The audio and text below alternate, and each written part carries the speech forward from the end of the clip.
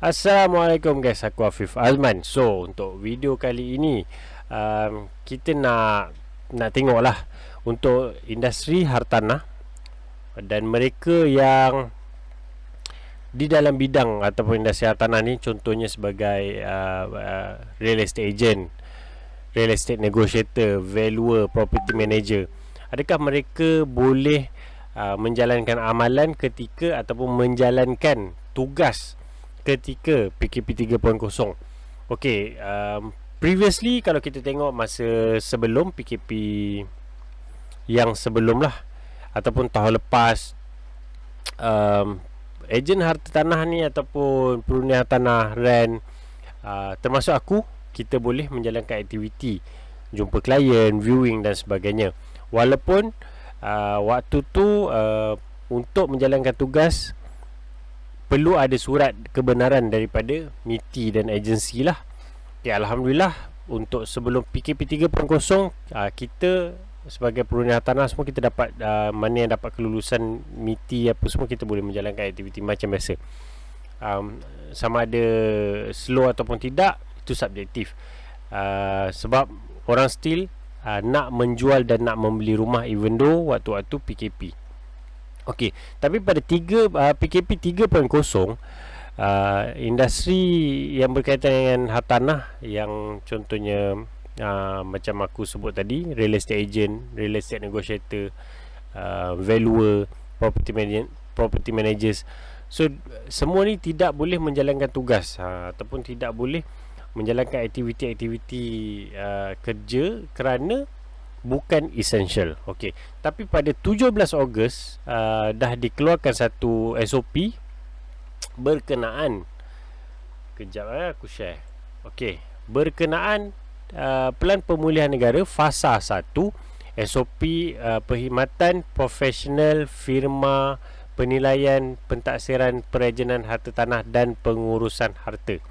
Okey, dia ada 7 muka surat. Kalau korang nak, yang aku pasti benda ni dah dikongsikan dalam grup WhatsApp dan sebagainya. Of course aku rasa korang pun dah ada benda ni, but aku just, kita nak tengok lah apa dia punya gist, apa dia punya essential yang ada kat dalam ni kan. Okay, so kalau boleh aku zoomkan sikit. Okay, so kita tengok ni, aku dah go through ke 7 muka surat. Basically yang perbezaan ni adalah aktiviti yang protokol, dia bagi tahu prosedur dan macam mana. Tapi basically ini adalah yang kita perlu tahu dan kita perlu faham lah jika anda seorang real estate agent. Okey, untuk Pelan Pemulihan Negara Fasa 1, SOP ni dia merangkumi semua perkhidmatan profesional, tapi dia terhad kepada perkhidmatan penilai dan pentaksir atau penilai atau pentaksir harta tanah sahaja. So kalau kita dalam perkhidmatan ejen harta tanah, kita tak boleh, dan belum dibenarkan lagi. So kita tengok kat sini hanya untuk penilai pentaksir harta tanah sahaja. Okey, apa aktiviti yang dibenarkan? Boleh rujuk dekat bahagian aktiviti yang protokol ni. Tapi yang ni, yang tidak dibenarkan ya, aktiviti yang tidak dibenarkan ni, kita baca kat sini, termasuk aktiviti jualan dan pemasaran.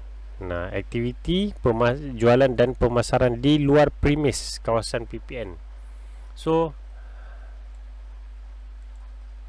let's say lah, kalau lah kata boleh, katalah ejen harta tanah boleh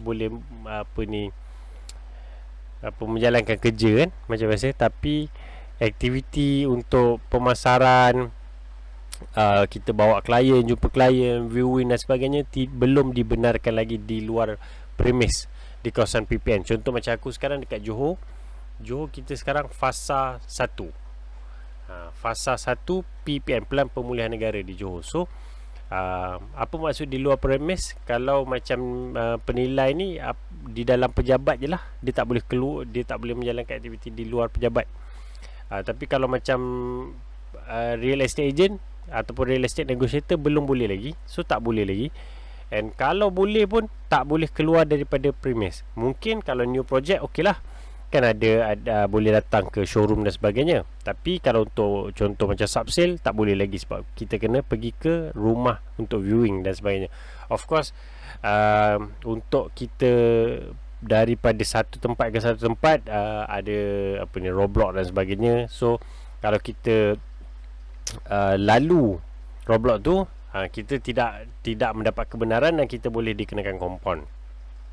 Okey, so aku rasa itu saja untuk kali ni aja.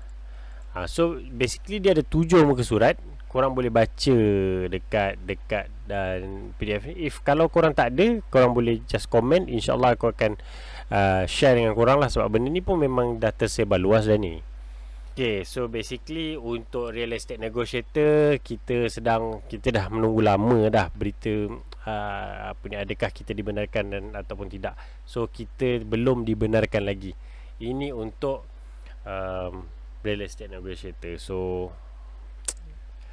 bertabahlah, InsyaAllah tak lama je lagi.